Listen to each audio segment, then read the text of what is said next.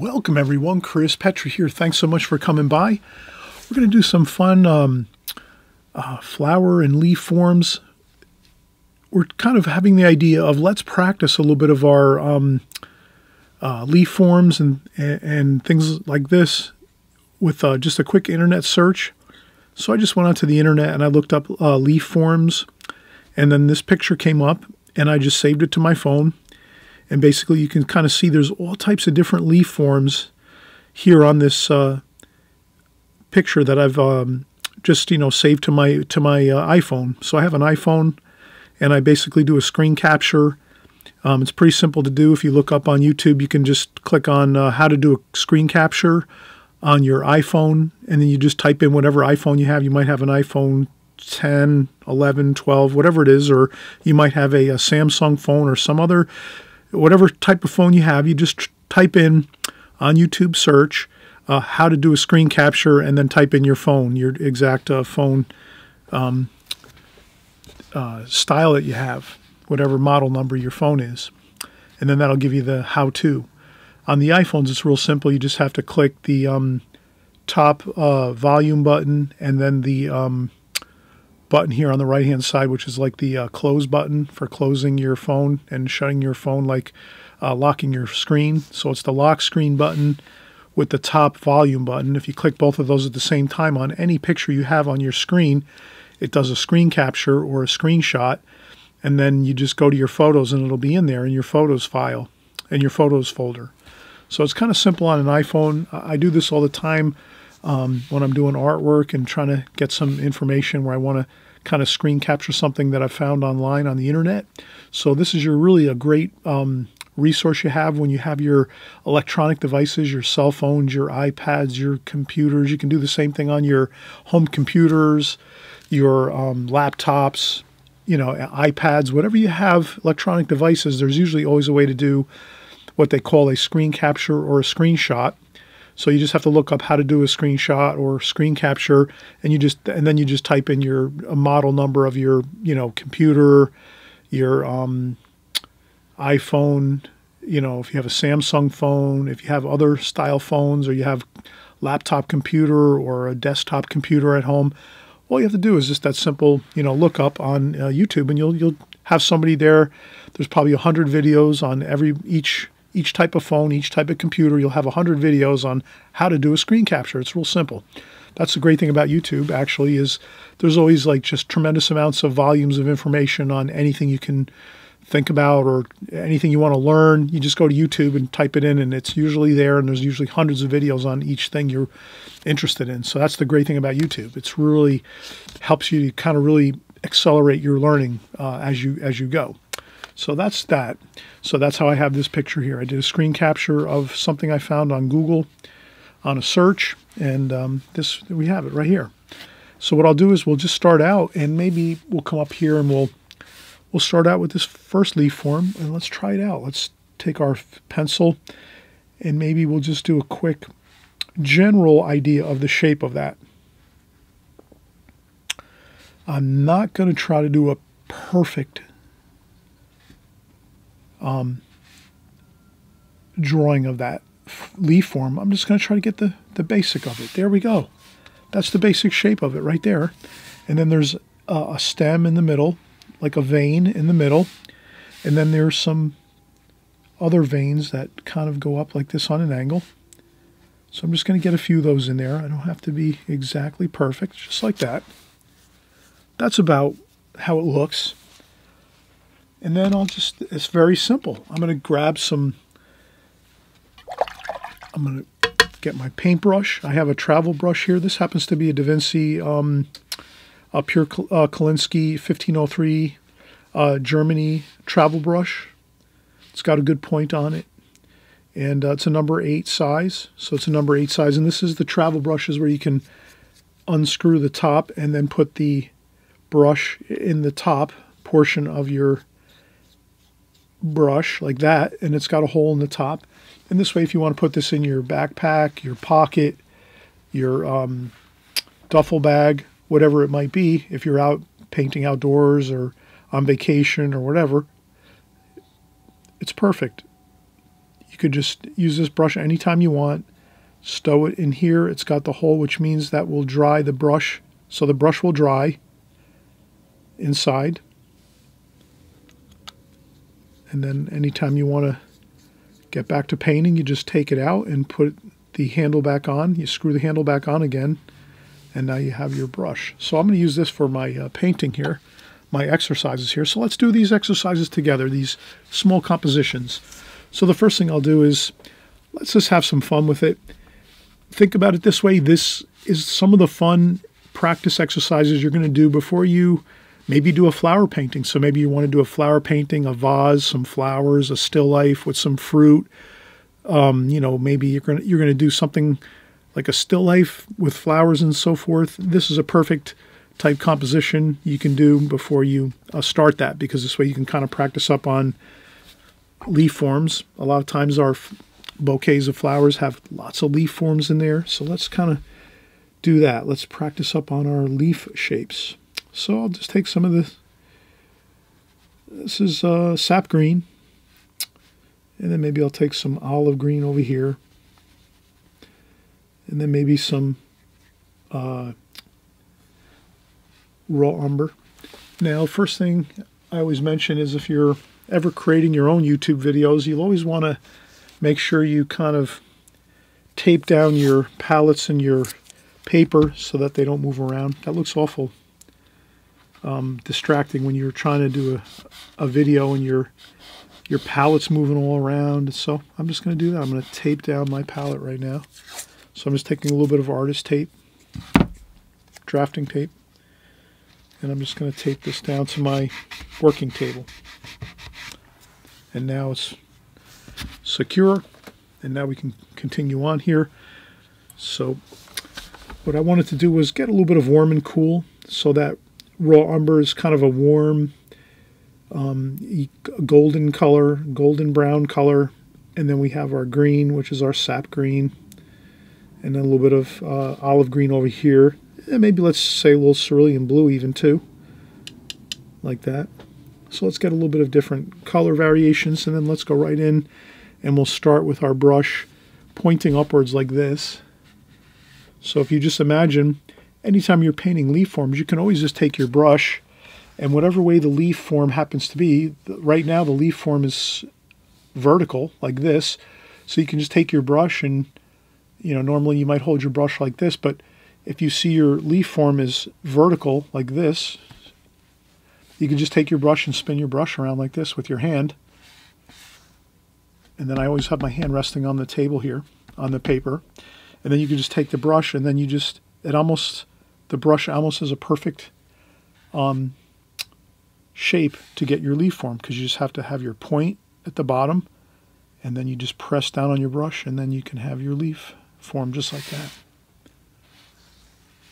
And then you can go in and get a little more paint, like that, and do the same thing, just like that. Then you can spin your brush around like this too. Since you have the point of the brush like this at the top, and that it pretty much matches perfectly the leaf form we just drew. You can do that. You can take your brush and just kind of do that. Touch it down onto your paper, and then before you know it, you have a perfect leaf form, just like this. And you maybe tidy up your the edges of your leaf form like that, and then you have your stem here like that, and there you go.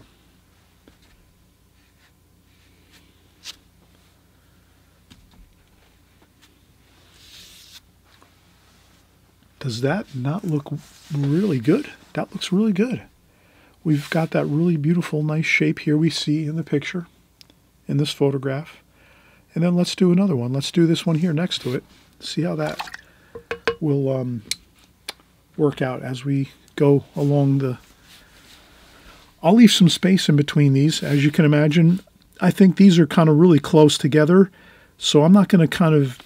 As we're doing this composition here, we're working together, and the thing I'm thinking of is let's leave some space in between each of these leaf forms, you know, because we want to have you know, a little bit of breathing room in between each exercise we're doing here, each leaf. So let's do this. Let's do maybe 3 across. So we'll do the second one here. Let's do that one in the middle. So we see here there's a bottom stem here. So I'm going to draw what I'm seeing. And this one is sort of more like an oval. Can you kind of see how that's more of an oval than this one's sort of like a, it's kind of like, it's sort of like an oval, but it's really a tight oval. This one's more of like a true oval type shape. So I'm going to do that.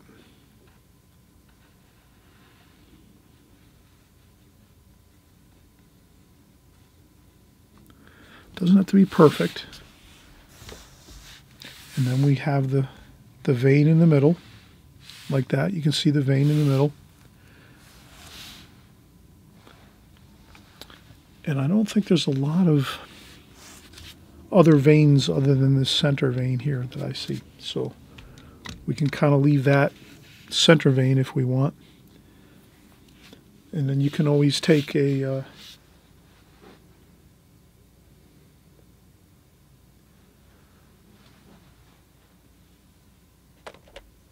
okay, so let's work on this next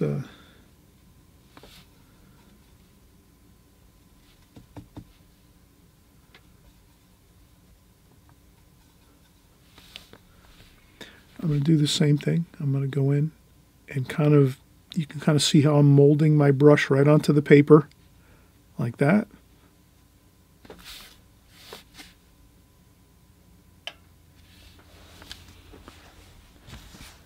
I'll go back in again, get a little more sap green. This is sap green I'm using. And I'll do the same thing. I'll touch down the brush and go across the leaf form like that. I'm going to try to leave a little bit of a vein here in the center. You can sometimes do that. You can go along the center very, very carefully and try to leave a little bit of a vein in the center there. And then maybe let's do a little bit of cobalt blue. Maybe some French ultramarine blue too. A little bit of maybe burnt umber. So we'll make a little bit of a dark here, a darker green, sap green, with a little bit of French ultramarine blue and burnt umber in it, just to get a little bit of a darker, like that. And I'll rinse my brush off and then come back over and get some more greens here. And you can see I'm doing the same thing here, touching my brush down and then spinning my brush around this way too.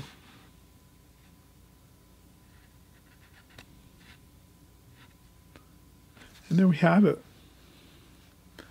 We've done our second leaf, and I think that looks pretty good.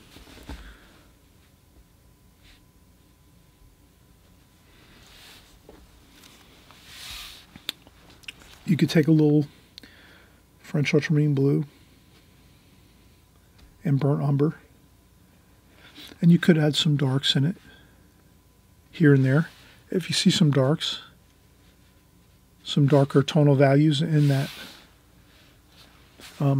leaf form, you can kind of add a few darker darks in there, just to kind of give it a little bit of some light and shadow kind of effect there.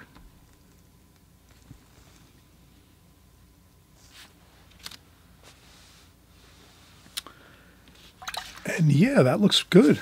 And then we can also get a little more paint, and then we can just do a stem here at the bottom. Like that.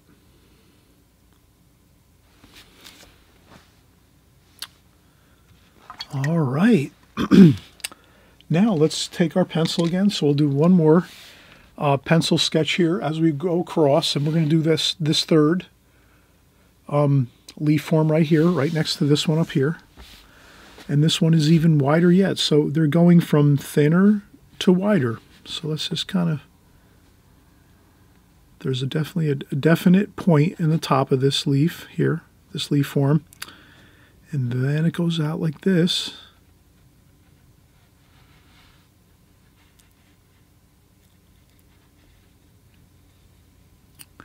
And then it goes out like so, and then it comes back in like so, like that. And then it has a stem here, like this. Okay, and let's do the same thing again too. Let's get our brush. This is again a number 8 travel brush by Da Vinci. It's a Kolinsky, pure Kolinsky sable brush. And we're going to do this leaf form over here, the third one over to the right. So we're just kind of keeping with the same format that we have here, 1, 2, and 3, 1, 2, and 3. And then we're doing the same thing here. We're going to pick up more paint, the green, raw umber maybe in there a little bit, like that. And let's start this one here and see how we do. Again, I'll take my brush and I'll hold my brush vertically like this. Seems to be a great way to start out. And then just kind of go like this. And then just sort of get the brush down and let it do its thing, like that. Then you spin it around this way. So a lot of times you'll notice if you can take your brush and go vertically this way, and then take it and go vertically this way, the opposite direction, you can get these really beautiful leaf forms like this. Pretty simple. Pretty simply like that. You know, just kind of doing that quick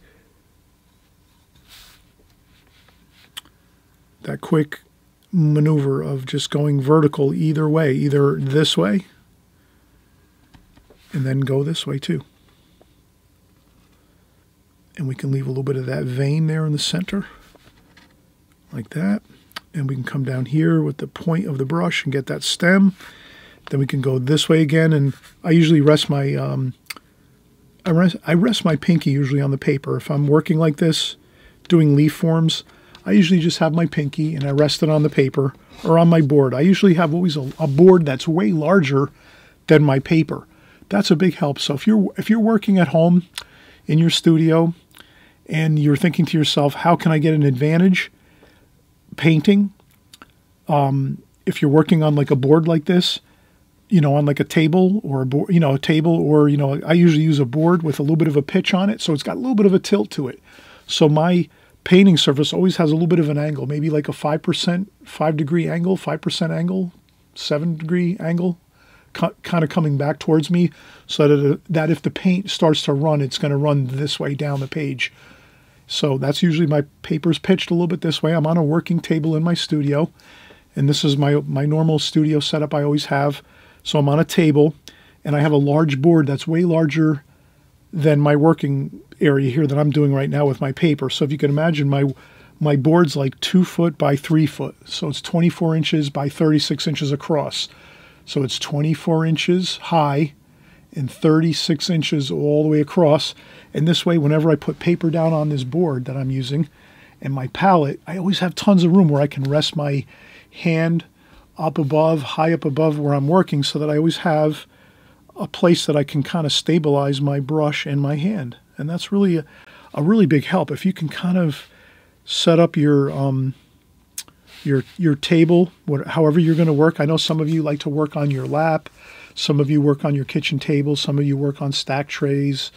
You know, some of you might work on easels, all kinds of different easels. Maybe some of you work vertically where your easel is almost straight up vertical.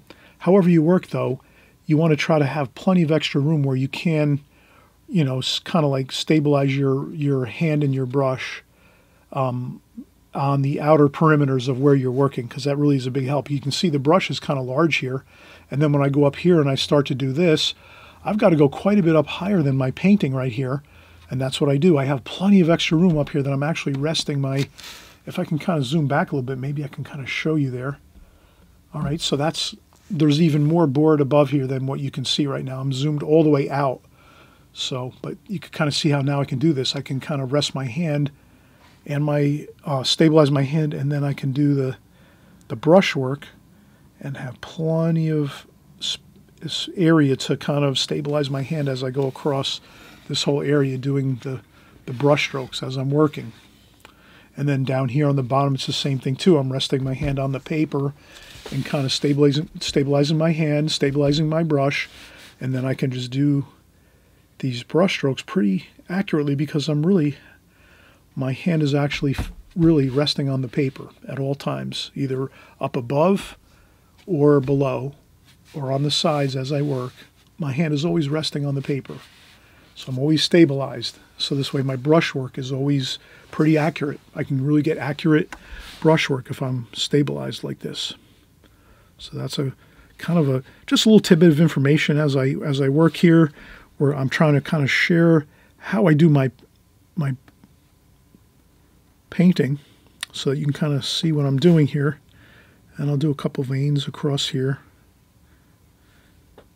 And sometimes you can go back in here and do a couple. As this is drying over here, you can do a couple marks, you know, on the paper like that. And I think you have the feel of it. And this is really a lot of fun. So we're having a really good time here, just focusing in on small compositions as we go. We're going to do more. Let's do the next row here. Maybe we'll do 2 of these because we'll need a little more room here. These are a little bit wider. So let's draw 2 more of these leaf forms here. Maybe we'll do this one and this one here, 1 and 2 here, and then we'll start another sheet of paper in a few minutes or so. So let's get 2 more in, but I'm going to take a quick break first, and I'm hoping that you're really enjoying this video. I'm hoping you're going to subscribe to my channel because we're here every week, week after week, month after month, year after year. We're always painting, creating new videos for you, and so I want you to make sure that you're always kind of in the mix here, working with me and working with all of us, getting your practice time in. So whenever you're seeing my videos, that's practice time. That's when you're jumping in there, picking up your brushes and your paint brushes and working along. And you know what? If you don't have the time, or you're tired, or if something comes up, you have other obligations and you really can't pick up your brushes and your paints and all of that, not a problem. Just watch the videos, because if you're watching, you're learning. That's the key to watercolor. If you can always keep your mind on either watching, or if you're practicing, that's even better yet. You're drawing and you're practicing painting and drawing. Perfect. But if you can't always get to doing the drawing and the painting on the videos that I'm creating each week as we go, and each month as we're going and progressing through all of these videos and tutorials, no worries. If you're just watching it, you're going to learn something by just watching, because it's going to go into your mind. Your mind's going to kind of like, it's going to kind of simmer in your mind what you're seeing, and that is going to translate into when the next time you go and pick up your brushes and your paints and your paper and your pencil or your pen, whatever you're doing, you're going to sort of remember that. It's going to be in your mind, kind of fresh in your mind, and you're going to tend to kind of refer back to that in your memory. So whenever you're watching a video, you're memorizing it as you're watching it. And then when you go back in and you start working again, maybe, again, you can't always paint and draw every time we get together. But at least if you're watching, you're going to learn what we're doing by watching, and you're going to memorize it. And so I always say video watching is crucial. I did a ton of video watching, and I still do a lot of video watching, DVDs, YouTube videos. I'm always watching videos to learn, because even if I'm too busy or tired or whatever it is, at least if I'm watching something, I'm going to be learning. It's going to be imprinted in my memory. And that's the main thing I want you to know is, again, if you can't get to maybe actually doing the painting or the pencil drawings, if you're watching, you're going to learn that way as well. It's a very powerful learning tool, watching. All great sports athletes and people that are musicians, they all watch videos, and they try to really, really carefully hone in on what the other sports team is doing, or they're watching videos of themselves and they're trying to see how they can do better by watching the video of themselves on tape. Like sports athletes, they're always watching videos.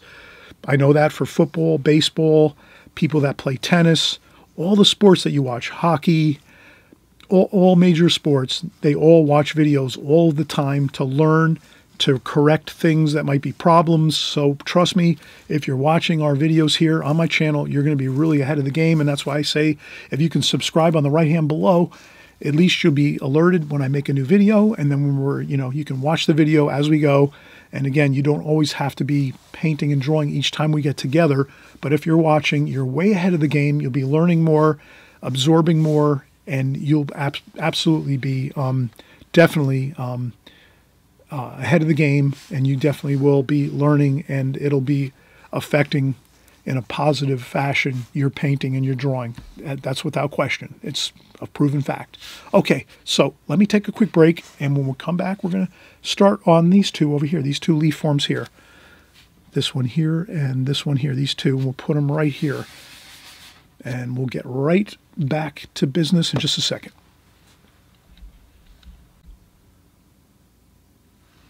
All right, so we're going to get back here and start working on these next two leaf forms. Let me zoom back in again. Okay, perfect. Now we're going to, again, start with this one. And I'm noticing right away, I'm going to kind of look at this and say, well, how many leaves, actual individual leaves are in this leaf form? And I see 7. So we have the one that's in the center, that's kind of perfectly vertical, pretty much, straight vertical. And then you have 3 on each side of that vertical leaf form there. So let's do the first one, the completely vertical leaf form that goes straight vertical. And then I'm going to try to divide it. So I'm just going to kind of make a light pencil line here just to kind of say, all right, this one we'll do over here, and then we'll do this one over here. And then I noticed too that this one's a little more narrow. So let me erase that line, and we can go a little bit wider over here for more room. And this one's a little thinner, so we can kind of keep it thinner over here. So we'll have more room over here. And then I'll do this over here. So I'm going to take this one and start here. And I can kind of see there's a point on that leaf form in the center there. And I'm just going to kind of go right around here like so. And this one kind of goes in like that. Somewhat like that. Then we have the next leaf form here to the right. The point of that leaf form is not quite as high as this one here. And it comes in like so. And then this one here comes out, and it goes like this. It's a little bit smaller here, like so. And then there's one more leaf form down here, like that. Kind of goes down like that, and it comes in like that. So that looks pretty good. And then this, like that. And I'm hoping you can see this. Let me go a little bit darker right now. So let me just take the pencil line and go right around a little darker, so you can kind of see the pencil line a little bit darker. You can kind of see what I'm drawing here.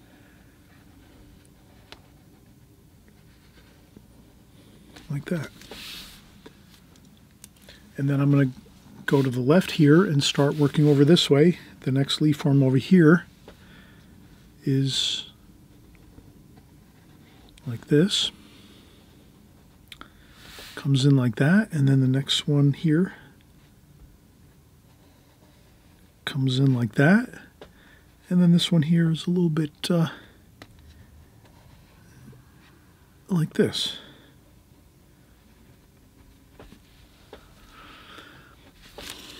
And I think that looks pretty good. That is essentially what we're seeing here. Now, for this leaf form, I'm not going to try to get in the every one of those veins that you see. So you can kind of maybe see that there's veins in each one of these leaves here. I'm not going to do that in particular. I'm just going to try to get the basic shapes of each of these as we go.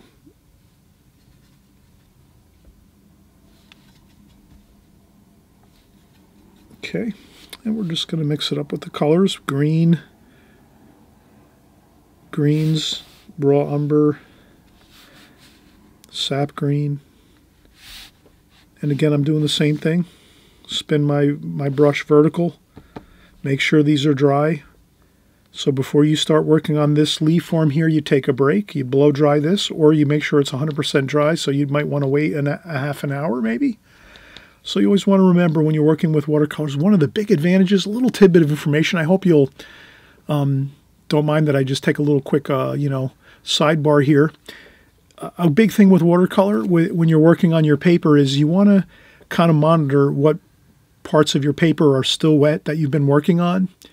Because when you're working on your watercolor, sometimes you're going to need to rest your hand or your pinky as you're working, and you have to be careful not to lean into the wet paint. So it's always good to kind of monitor your other washes that you have on your paper, and then you say to yourself, maybe I need to let this dry a little bit, and then I'll come back in and start working again.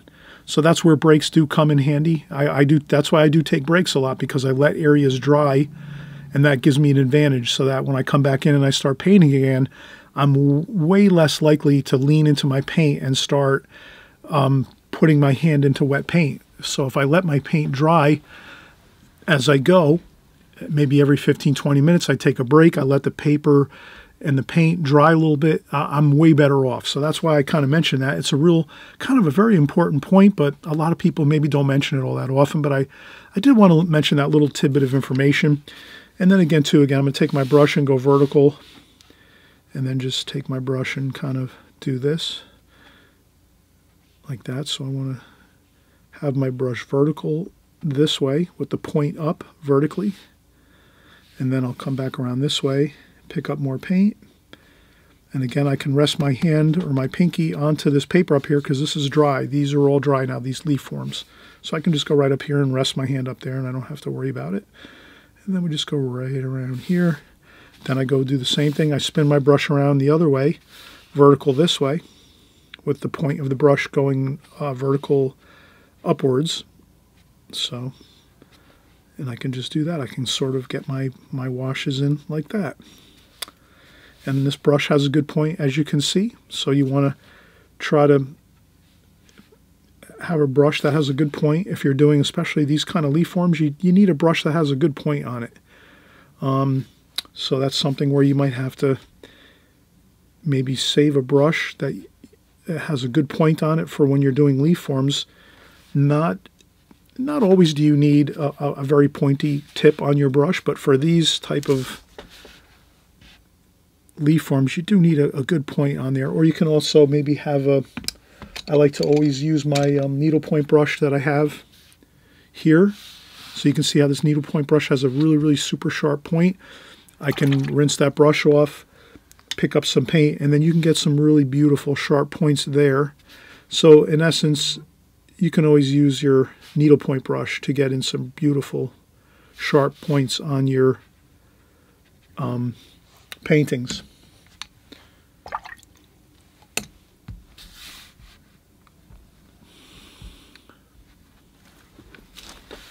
Let me see if I can get this phone back. There we go. Okay. So, again,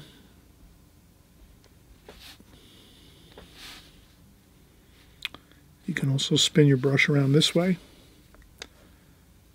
and do this. Spin your brush around all the way like that.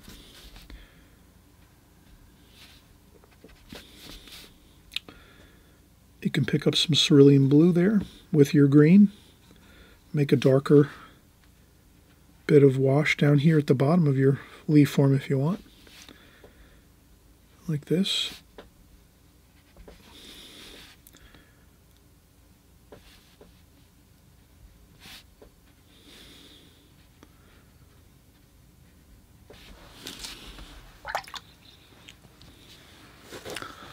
Many times I rinse off my brush in the water pail, water bucket, container, water container, and then I dry off some of that water on the tissue or paper towel. Then I can go in and take some paint and use a damp brush and just kind of smooth out the paint with a damp brush, and that really works good.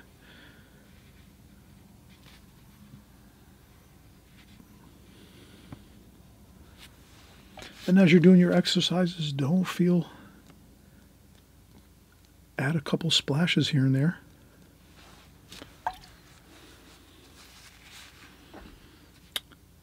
And look at what we have. Some really nice leaf forms here.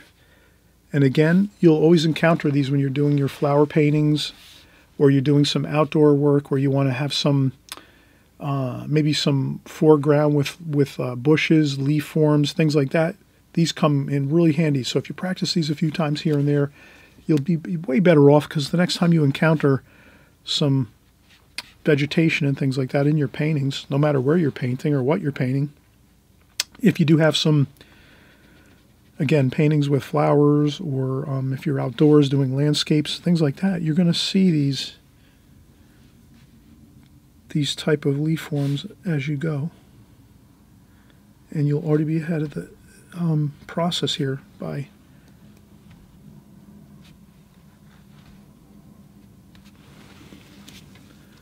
practicing up on these. All right, so there we go. That's another gorgeous leaf form here. All right, let's do this. Let's take another quick break, and then we'll do one more over here on this side here, and I think that'll be it. So we've been practicing now for about the last 15, 20 minutes, almost half an hour on our leaf forms, and this is just a perfect, compositional type tutorial where we can practice up on some leaf forms and just enjoy it. It's not too stressful. We're not trying to create a beautiful painting or anything like that. We're just, getting in and doing the real nitty-gritty practice work that we need to do as watercolor artists, so that whenever we encounter, again, type paintings with landscape paintings, floral paintings, still life paintings, things like that, you will be already practiced up, and you'll also have this for your reference material. So once you're done with this painting and you've done this exercise, you'll take this and you put it in a folder. You might label the folder like flowers, or even leaf forms, or leaf, or vegetation, anything you want to. You're the artist. You're going to come up with some folders and you put some things together. And when you're doing an exercise like this, once you're done, you put it in the folder once it dries, and then you can always refer back to it. And then if you're doing like a landscape painting or some flower paintings or some still life paintings, you can grab your folder that says, leaf forms or vegetation or flowers, whatever it is, and you grab that and you can just leaf through your paintings that you've done, these exercises, and you'll have this as your little bit of a guide, a little bit of a quick study. You'll say, oh, I remember doing this. Yeah, I remember doing this study here. We practiced, and we remember we were talking about the brush and how to use the brush going vertical either way, and getting in the washes, and using the greens and the different colors we use. We used some warm and cool colors. We used the greens, and we also used some raw umber to get some of that golden warm color in there. So you'll remember all those things as you go through your files, and maybe have a little folder, and when you take your folder out, you're going to remember all the things you did. You can even put notes on this if you want. You can pencil in some notes. Maybe the colors that we use, you can pencil in the colors that were used, and things like that. So it really is helpful. Okay, I'm excited. We're going to do one more leaf form right here, and then that'll be it. We'll actually be, we'll have a really, let's see, 1, 2, 3, 4. We'll have 5 beautiful compositions here that we did. Beautiful leaf forms that you'll have going forward to have for yourself to reference when you need to. Okay, all right, we'll be right back.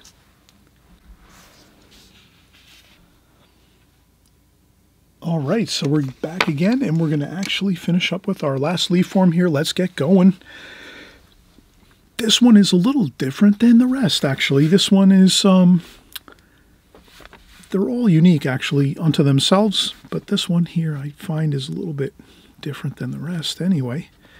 Let's do this. Let's kind of start up here at the top.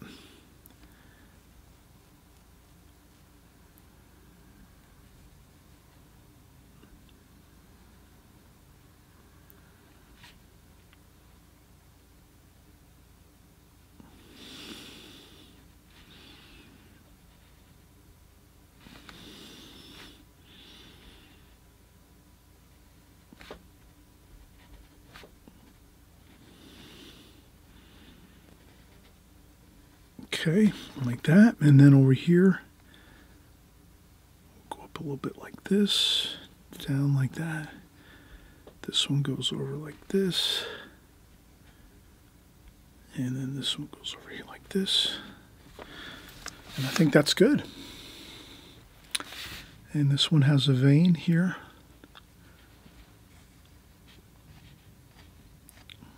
And there's some veins that go this way too, vertical. Maybe I'll try to just leave a white bit of paper along the center vein here, this way vertically. And let's go right over here. We'll go right back into our paints that we've been working with. The sap green, cerulean blue, sap green here in the center, and then a little bit of raw umber over here.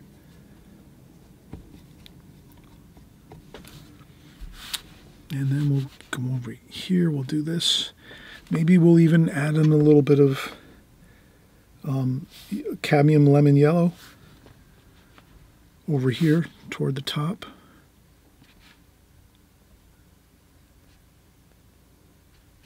And again, I'm leaving my brush vertical like this because these are sort of pointy. These portions of the leaf here are kind of pointy, so it just makes sense to kind of keep the brush in this position here, like that, going north, like, you know, vertical, like this. And then we'll just do some, this here, you can go the other way, you can,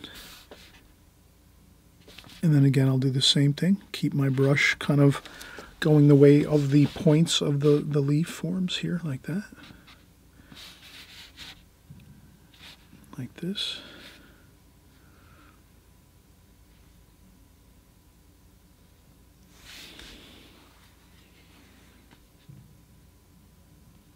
And we'll just get that stem here at the bottom, like that.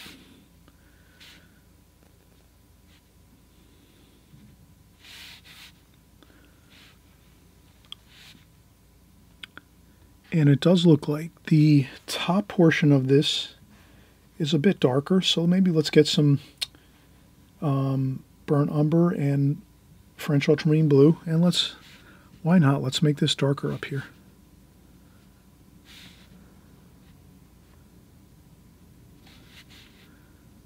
And I'll keep the point of my brush again pointing upwards like this.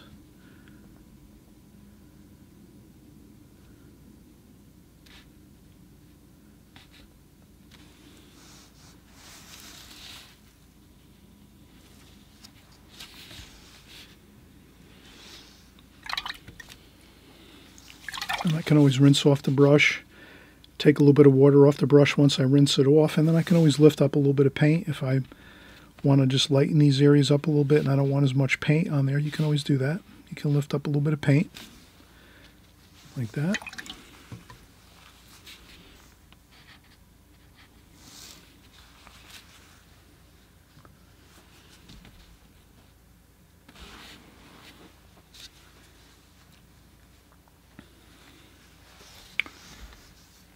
And I'll just erase this center line here. I'm always very careful though when I erase. If I'm ever going in to erase anything on my watercolor paintings, I always am very extremely careful because many times I've gone in to erase something and I really made some really unpleasant looking marks on my paper because I maybe touched a bit of the watercolor painting while it was still damp or wet with an eraser. So I always mention that probably best thing to do is the only time you would really go in to do any erasing on your watercolor paper is if it's completely dry 100%, or if in this case here you just see I have a ton of room where there's all this white paper. Then I can go in and erase a little bit. That's fine, right? But I would never go in with an eraser and do anything near any kind of washes that are damp, wet, or even slightly damp. The only time I would go in with an eraser on a watercolor painting is if it's 100% dry. Like, I mean, 2 days dry or 1 day dry, or if it's been, you know, we use the blow dryer and we, you know, use the blow dryer for like 5 or 10 minutes on the painting and it's 100% dry. Because I've done that a couple of times here and there over the years using an eraser, trying to erase a pencil line, and I wind up smudging something and it looks really terrible, and then I ruin a painting. I've ruined paintings doing that, you know, so always a good thing to keep in mind. Just a little tidbit of information. And in any case, we've had a lot of fun here. Thanks so much for coming by. Again, I always mention, if you haven't subscribed, on the right-hand side below, you hit the subscribe button. This way you're kind of sticking with me here. We're working, you know, week after week, month after month, year after year together. You're soaking in all the information that you need to get better at your watercolors, and I know all of you are really making a lot of progress, and I give you a good salute for that. I know most all of you are really having good results. I see all of you telling me in the comments section, things are going good. I had really good results on this painting. It came out really well. I'm always hearing positive comments in the comment section, so thank you for leaving those comments. Now I know without any doubt that everyone is making good progress. And over the years, everyone has always left me good comments saying that they really are, making good progress with their paintings as we go. So that's my main priority, is that you're making good progress. And if you have any questions, of course, you leave comments in the comments section. Just say, oh, you know what? I have a question about this or that. Leave a question. And a lot of times too, a lot of people here in my on my channel, many of you are experienced watercolor artists for many years. So you have great comments too to add into the mix, and people will learn from your information too as well when you leave comments. I know many of you leave comments a lot of times, kind of like general comments of how you're doing things and how they work for you. And a lot of people pick up on those and are reading those, and they're benefiting from it. So, when you're leaving comments, again, that are, insightful, people that are here on this, we're all working together. People are reading those comments and they're learning from them too. And they're using your comments and your experiences too towards their watercolor paintings. So I don't have all the answers, and there's a lot of people out there that have some great comments too. Again, like I said, everyone is chipping in here. We're all together. We're, kind of moving along together forward. And again, thanks again for coming by, watching this video. Let's have fun as we go. Enjoy the watercolor journey, of course. Always enjoy the fun of it. It's just getting together constantly on a weekly basis, practicing, and we're all getting better and improving on our watercolors as we go, month after month and year after year. So stick with it here, stick with me, stick with all of us here. We're all having a fun time, and we'll see you on the next video. Okay, bye-bye.